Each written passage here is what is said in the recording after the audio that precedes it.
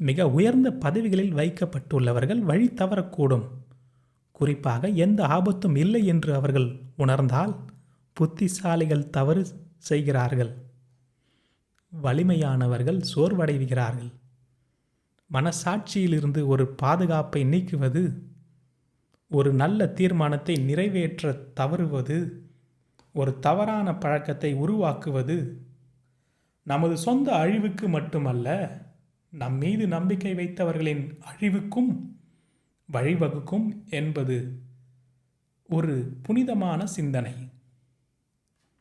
எஜமானரின் அடிச்சுவடுகள் எங்கு வழிநடத்துகிறதோ அங்கு பின்பற்றுவதற்கும், என்னை பின்பற்றுங்கள் என்று கூறும் அவரை மறைமுகமாக பாதுகாப்பிற்காக நம்பவும் மட்டுமே நமது பாதுகாப்பு.